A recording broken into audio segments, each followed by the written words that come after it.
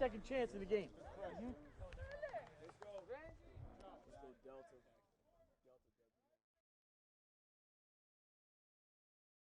All right, welcome everybody. My name is Keith Eckloff. I'm the offensive coordinator at Male High School in Louisville, Kentucky. I have my contact information on the screen there for you. Easiest way is to reach me at Twitter at Coach Eckloff. I'll put that slide up at the end of the talk. But I just wanted you to have that in case you need to reach out. I'm going to talk today about our bubble screen and now screen concept. I'll give you a little bit of information about how we run it. But my real point today, I really want to get to what are the defensive adjustments that we see a lot of to try to stop our bubble screens and our now screens, and what are our answers? How do we respond to those defensive adjustments? So the first thing that we do, anything in our base offense, we're going to start with why do we use quick screens? And that's important for us because if you don't understand the exact purpose and function of this play in your offense, you're going to end up with sort of a hodgepodge of just plays strung together. And we don't want that. We want our offense to function as a unit. So we want to go through what's the purpose? What are we looking to get out of quick screens? And the very first thing is we want to spread the defense horizontally. We want to protect numbers in the box. We're a public school. We don't get to recruit a lot of kids, in fact, any. And so, like probably everybody, we're short on athletic big men who can really play in the line. And if we were going to try to grind it out and just run into loaded boxes all the time, it would be very, very difficult for us. So the function of quick screen for us primarily is going to be to keep that box clean, keep the numbers down for the defense in the box. So I'll give you some example. If you look at your screen here, if I have two receivers spread out, in this case to the right, we've got a little bubble screen drawn up, two guys. I believe that the defense is going to need two defenders, what we refer to as low. Two defenders within 5-6 yards of the line who are going to play hard against that screen. If they don't, they just have one guy, we're going to get a clean block and we're going to be vertical very, very quickly. There will not be time for their pursuit to get there. And then the second thing they're going to need somebody deep because, of course, we have vertical threats there. So at the beginning of the play, they don't know whether we're going to throw bubble screen, now screen, or do some kind of vertical threat. So they're going to have some kind of safety high. On the left side, I've just diagrammed what I refer to as a now screen. This would be the outside receiver coming back in towards the quarterback as opposed to an inside receiver bubbling out away from the quarterback. So I'll use those two terms, bubble screen and now screen. That's all I mean by that. We're going to block them the same way. Philosophically, we're trying to do the same thing. We're trying to spread the defense horizontally. We run a lot out of a 3-by-1 formation. When we do that, we believe the defense is going to need 3 defenders low. We've got 2 guys to block, and that's a point of emphasis. Our wide receivers coach, Nate Jones, does an outstanding job of teaching our receivers to block and be physical. And so they're going to go out there and they're going to do that. And we believe our 2 guys are going to block 2 defenders. And that means the defense is going to need 1 more guy low in order to come in and make a tackle. And then, of course, they still need somebody high because we have vertical threats. So for us, we spread out 3. We expect the defense to send 4. And you can see if you start to do the numbers, they're going to run out of defenders for the box. That's important to me. The second reason here is it's inexpensive for us in terms of practice and installation time. If you look at this, really, there's only 2 pass routes they have to learn. Our receivers need to learn how to bubble. They need to learn how to run a now screen. Really, really easy. The now screen, we ask our receivers to take 3 steps, good, hard, vertical steps, retrace their steps back down the line, and then they're going to look to get behind their blocker. Okay?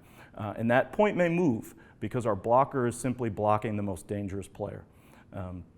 So wherever that guy happens to be, we're going to look to get behind him so that we have some shielding away from the defense in order to make our catch. Same thing on the bubble screen side. The route is a little different. Instead of going vertical at all, we're just going to back out. We're going to work backwards behind our blocker and try to create a little bit of a shield in front of us so we can make a clean catch so that we can get vertical and make a move. We ask our quarterback simply to put the ball in the upfield shoulder. So pretty simple concept. And we only spend probably 3 minutes a day by the time we get into the season practicing this. At the beginning of practice, we'll start with a simple settle and noose drill like most people probably run. And then quickly we'll go out onto the practice field, and our quarterback is going to be setting up a two-man group to his right. He's going to throw the ball out there, either the now screen or the bubble screen, and two of our receivers will go out and be defenders. Our only rule for our two defenders is one gets to play hard, one guy has to play soft, so that we make sure that we have numbers. Again, if they have two hard defenders in the flat, we don't want to be throwing the bubble. Okay. Same rules for the three-man, right? They don't have any new route to learn. We just have two guys out there blocking. You can do it with your running back, really, really simple. We like to send our guy in motion, and then he's going to run the same bubble route. He's just going to back up, make a big friendly target for the quarterback, look for the ball on his upfield shoulder. So really, really simple. Again, just a few minutes a day, each day, practicing this. We don't involve our offensive line. So our offensive line is off doing something else. When we run these bubble screens, we'll combine it, we'll RPO it with any kind of run concept. And so those guys have nothing new to learn. Number three, I almost hate to say it because I know it's a cliche for spread offenses, but we do this because we want to get the best athletes the ball in space. All right, here we go. The guy I have circled on your screen there is Nate Hobbs. Nate Hobbs was a Division I player. He was a cornerback for us, and we are a platoon team, which means he's going to spend nearly all of his time practicing defense. But he's a crazy good athlete. And so we felt like we needed to find a way to use Nate's athleticism on offense. So this is really, really easy. We're going to put him in to a three-man side. We're going to ask him to run a simple bubble, which he can practice in just a couple of minutes. And we're going to let his athleticism take over. So if I let the film play, you can see, really, really simple. Just back out, wait for the football. Quarterback gets in the ball. All the rest of this is what happens when you get an athlete in space. All right.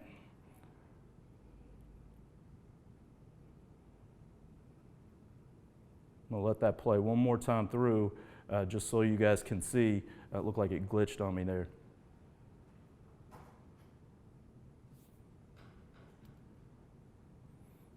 Here we go. Get the ball out to Nate, and all the rest of this is just genetics. Just going to make a couple guys miss, and he's in the end zone. If you look at the blocking on this play, we miss. We miss a lot. So just an okay block there at the point of attack, just going to shield that defender. Our receiver actually gets pushed back, but because of Nate's just natural athleticism, we're able to get the ball in his hands, and he's able to go make something happen. So that's very important to us. We want to make sure with minimal practice time we can take an advantage of an athlete that maybe we have on the other side of the ball who doesn't get a lot of offensive practice time. All right, the last reason, the fourth reason that we like to use quick screens in our offense is they're extremely efficient for us.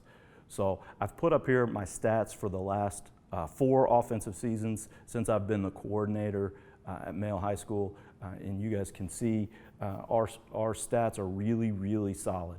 We're about 83% over 4 years completion percentage on our quick screens. Our average is about just over 8 yards, 8.2 yards per attempt, not per completion. So every time we just try to toss that ball out there, we're averaging over 8 yards of play. So that makes it very, very effective. You can look down at the quarterback ratings. Almost every year we've been up over 100. With that one exception, 2016, we were only at 98.8. So very efficient for the quarterback. We pick up lots of yardage, which we consider really easy, inexpensive yardage to gain. Our record during that time, 45-7. So we've had a lot of success. Offensively, we've averaged 38.7 points a game.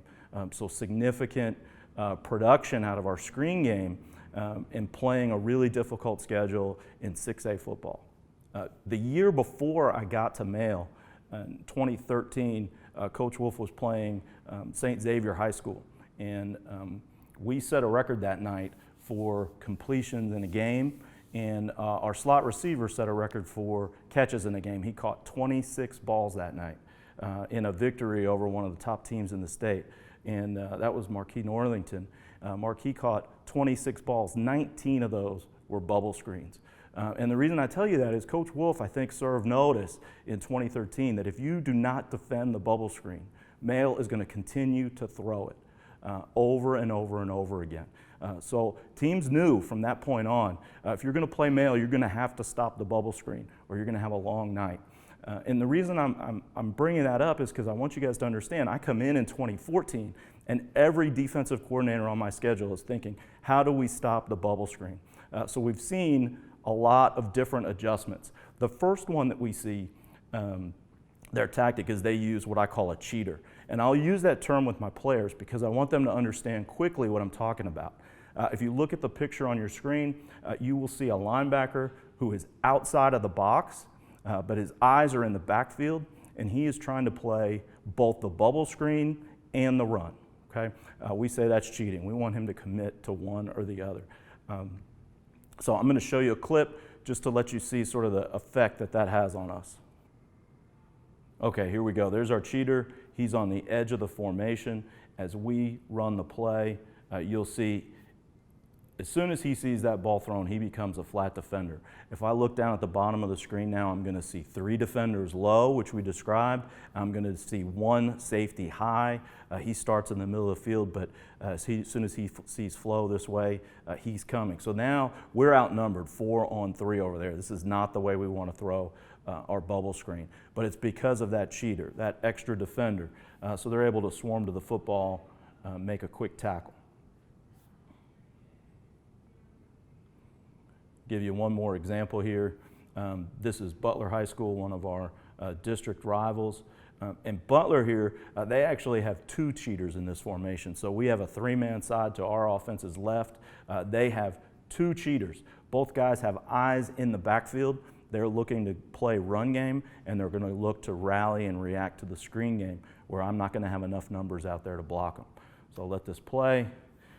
You can see we get 1 blocked, and the numbers are too great there on the perimeter. We are outnumbered, but we're outnumbered by the cheaters. I don't mind to be outnumbered because I'll go do something else, but I can't be outnumbered by a cheater who can also help in the blocks. So here's how we're going to deal with that. Okay, our first answer to a cheater is we're going to ride and decide. Again, we're going to use that term with our quarterbacks so that they understand when they see someone who's trying to play both, trying to become a run defender and a bubble screen defender, they're going to know I have to ride and decide. So we have a still photo here just so you can see it. Our quarterback has the ball reached out into the gut of the running back. All he's doing here is watching the cheater. We're primarily a zone read team. So this is what we're running. We're running an inside zone with the quarterback read. The cheater on the defense, who we have highlighted here, he is going to be responsible for the quarterback keep and to help on the bubble. So our ride and decide, one tactic to sort of make him pick. Okay, here's the play. We are 2 into the boundary. We've chosen in this case just to stack them to provide a maximum split between our receiver, who's going to be catching the ball, and the interior run play. So we're into the boundary, but we want to create space. We want to stretch the defense horizontally. So we'll stack the receivers, and we'll just watch this cheater. The quarterback's going to stick the ball in, hold the cheater. Notice the cheater cannot widen to go cover the bubble screen because he doesn't know yet whether quarterback is going to pull that ball or not. So now keep him inside, throw it back out there, nice easy play. Okay, so that's one way to deal with the cheater. You just watch him, hold on, and wait, and make sure that you create enough separation to allow your guy to get upfield.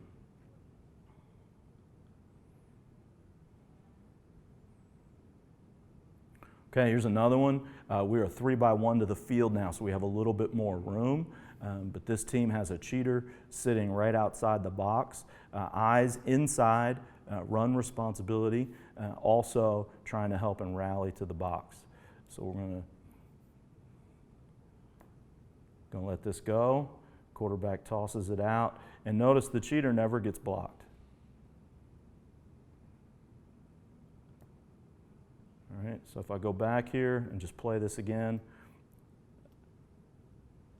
You're going to see your cheaters sucked in there, and we don't even have to mess with him now. We've taken care of him with the ride and decide and regain the numbers, get ourselves down to the end zone. The second tactic defenses will use, they're going to show a safety, a high safety, and then at the beginning of the play, they're going to run that safety up into the line and try to change the numbers. So if we look at this picture here, this is a still right before the play, you'll see that this defense has a corner sitting at about 5 yards or so, and then they have a safety at about 9 yards. But he's going to attack aggressively, and that will cause problems for you because your quarterback looks out there and thinks, I've got one low, one high, I can throw this ball. So if we just let this play, you'll see our quarterback looks up, going to throw the bubble out there, and there's the safety. No one to block that ball. He comes in, gets a hand on it.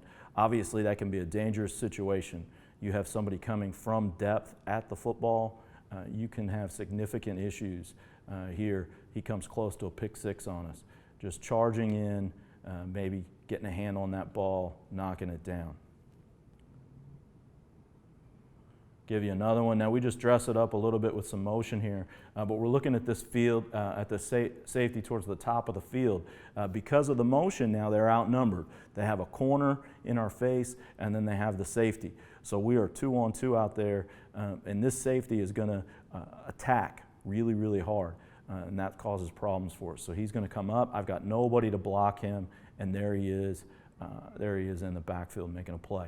So we need a plan. How are we going to deal for these roll safeties where they roll down and make a play? All right, number one answer for us, we're going to just fake the screen. We're going to fake the screen. Our receiver is still going to come out slow like he's blocking. We talk to our receivers about oozing out of their stance when they're blocking because we don't want to get them too far downfield. We don't want them to engage too early. If you engage too early, you're going to have to maintain your block for a long time. So we're still going to ooze out of our stance, and then just about the time the ball would normally be thrown, maybe a good 2-second count in, he's going to take off and try to get vertical. Okay, so that'll be our first answer to a rolled safety, fake the screen. Here's a clip from a game against St. Xavier of Louisville. They have their field safety highlighted here. He's going to be rolling down into the flat to help deal with the bubble screen. We're going to show our bubble screen from our number 3 receiver. Here he comes, and we're just going to run in behind to that area that he voided. So I'll show it to you one more time. Watch our middle receiver there who's on the line. He's just going to drift in behind that safety and take that easy yardage. Okay, drift, and then right behind the safety, boom, open spot. There he goes. Okay, this clip's from Louisville Trinity High School. We have 3 receivers to the field. They have 2 low, 1 high, and they're going to try to cheat. They're going to try to get an extra guy low. So what they're going to do is roll the safety like we've been talking about. The field safety will roll down into the flat, and they're going to use their boundary safety then to cover and roll to the field. So what you should get is the receiver to the field side coming down and the receiver to the boundary moving to the middle of the field. Now, as we watch this, you'll see their field safety doesn't come down. He sees what's going on, he sniffs it out and does not come down. But the boundary safety has rolled away from the hash off to the middle of the field. So he's left us one-on-one into the boundary, which is what we're hoping for here. All right, so we're going to go ahead and take a deep shot right there. Get him deep. No safety help. We get one-on-one coverage for our guy. So let me run through that again. Put your guy into the boundary over here, and you can just secure one-on-one. As soon as you see that safety starting to move away, and I've got it stopped here, but you can see he's already started to move. So hopefully my quarterback is going to recognize. We're going to fake the bubble to the field on the one-man side. In this case, we just run a simple hitch and go.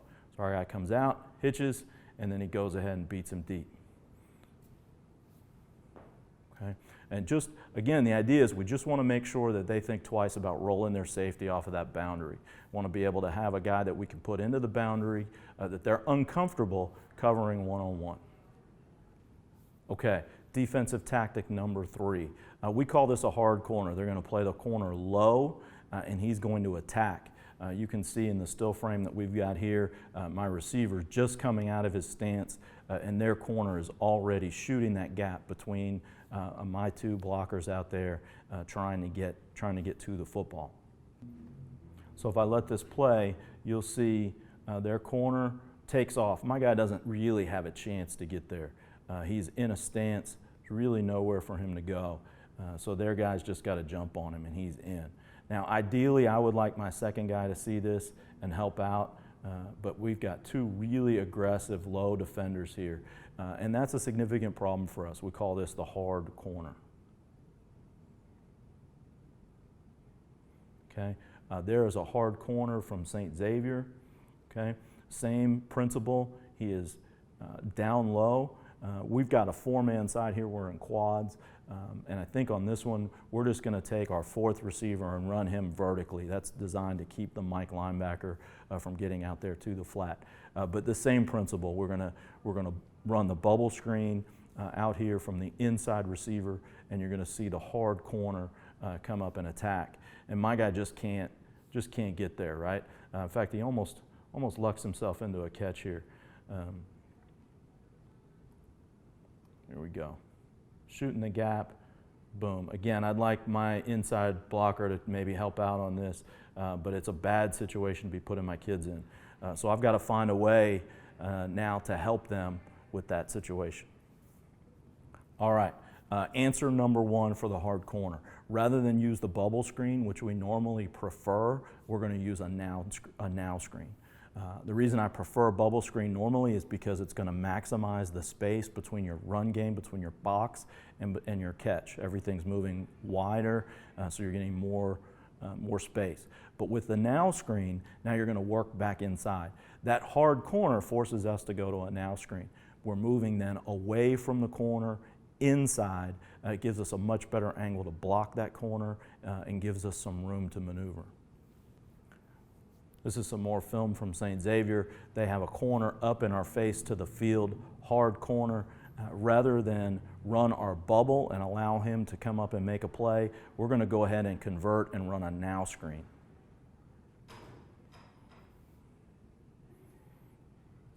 Okay, you can see we get much better angles on these guys using the now screen, and we're able to get the ball completed and work into space within the formation here.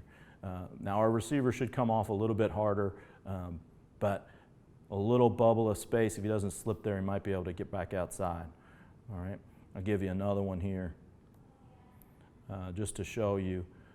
This is from our scrimmage at the beginning of this past season. We have just put the JV team in, and one of the things we feel really confident with those guys in is we're going to be able to put them in, and they're going to make we're going to be able to continue to make plays because they rep these just as much as the varsity does. So here we are. We've got our group outside. We have a hard corner. We're going to go ahead and run a now screen rather than a bubble. Work back inside where there's some space. Again, we want to get the ball into that receiver's hands with a little space and a little ability to run. So we convert it. He comes back to a now screen, right? And he still is able to work outside away from the defense and go score. So there at the JV level even, you're able to get good execution out of this because it's not a package that requires a tremendous amount of time. We just want to recognize that we have the hard corner, right, and convert to a now screen. And here we go. Block it. Just got to get 2 blocks, right, and off to the races. Still talking about the hard corner now, I want to give you another option, and that is simply fake the screen again. We're going to fake the screen. We're going to get 2 defenders up hard in our face, including that corner, and we're going to try to throw the ball in behind the corner who's committed to covering the bubble. Okay, we've got 2 defenders low, one in the face of our number 3 receiver, one a hard corner looking to come inside and make a play on our bubble screen.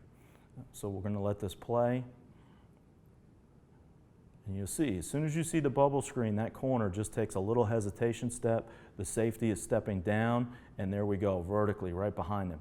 So corners have to be very careful. If they want to be aggressive against our screen, they can do it. But they better make sure that the quarterback has thrown the screen. We want to use that time advantage to make sure we can get a completion out here. Just hesitate, and there we go. We are deep. He's worried about the screen, and not his primary responsibility, which is covering that receiver. Get a big gain down the field. Okay, here's another one. This is Manual High School, our big rival. Big game for us. We go out in quads. Same thing. We're going to fake the screen to our number 3, and we're going to allow the 4th guy in quads just to control the mic, just to keep the mic from getting out into our screen area. This is really effective if you have a running quarterback and you're able to run your base run plays without a running back in the backfield.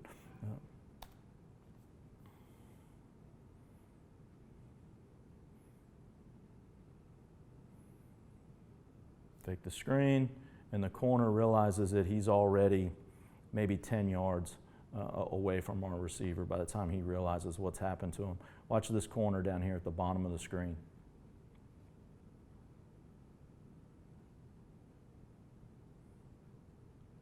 We get this fake. He is charging, coming in, and we just, nice, easy throw, lay that ball out there, and that'll slow him down. The idea is simply to keep them from using that hard corner to gain an advantage. We want them to only gain an advantage by putting one more out there than we do. Okay, here we are at the 4th defensive tactic, man coverage. And we're seeing a lot more of this, especially this past season. Teams will come out, they'll play man, they have someone in every receiver's face, keying on that guy, eyes on that guy, and that makes it very difficult for you to throw your bubble screen, now screen game. So I'll show you what that looks like here. Okay, here's that look. We have each receiver covered up in man coverage, but they haven't given us the numbers advantage we want in the box, which is why they're trying to do this. They have 2 to our right, 2 defenders to our left, so they're simply matching numbers. So we have to find a way to deal with this. Our first reaction is going to be to throw screen. In this case, our quarterback takes it up and throws it out there, but we have nobody to block that corner, right? So it turns out to not really a good decision from our quarterback. I don't have a lot of film of this, thankfully, because we don't want to be throwing it out here against man coverage. We just need to find another answer to deal with it. Our answer is pretty simple. You should have built into your offense some kind of routes designed as man beaters. Some people like to use switch routes and combination routes to do that. We're going to show you a couple where we just take our best matchup, man on man. We're going to try to take them vertical, make them pay for trying to overload that box and guard us one-on-one on the outside. Okay, here we go. We are in a 3-by-1 formation. We have 3 receivers to our right, 1 receiver spread left, and they are in man coverage. Each receiver has a defender in front of him, looking him in the eyes, ready to play man coverage.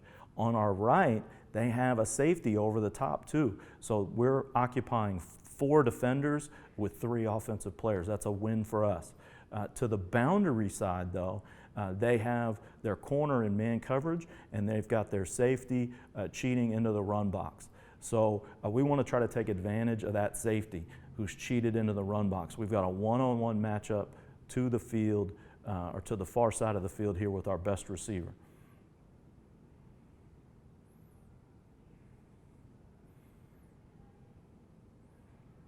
Okay, simple, skinny post route, but it's a route that kid ran a lot, ran really, really effectively.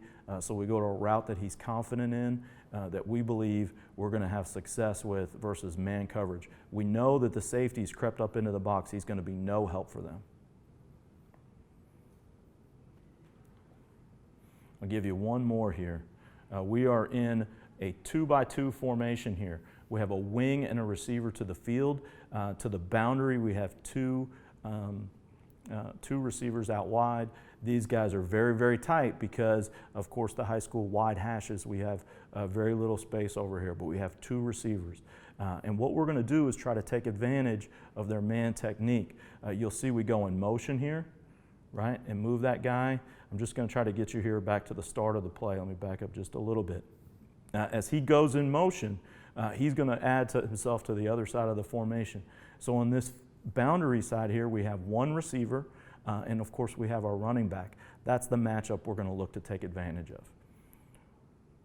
You see our receiver goes underneath and takes the corner with him. Okay, I'm going to just back up, make sure you can see the receiver running an in route, a little shallow route running underneath, and our back down the sideline matched up with a linebacker. Just a more athletic kid, a kid who's used to making plays in space as opposed to a linebacker who's really a run defender for them. So it's a way to get a good matchup for us. Lots of answers to man coverage. Hopefully you have those already built into your pass offense. I would say don't do anything special. Go back to what you already have built into your offense. When they use man technique to try to take away your bubble screens and your now screens, that's your answer. Go back to what's already in your offense. All right, we've reached the end. Those are the four most common defensive adjustments we see to our bubble screens and our now screens. Some of the ways that we look at going about attacking them. Again, for us, bubble screen and now screen is all about trying to maintain an advantage of numbers in the box. So we want to make sure that we get the defense spread out, defending the entire width of the field, and make sure that they're aware of us vertically so that we have numbers in the box. My contact information is there on the screen. If there's ever anything I can do for you, please reach out to me. Thanks.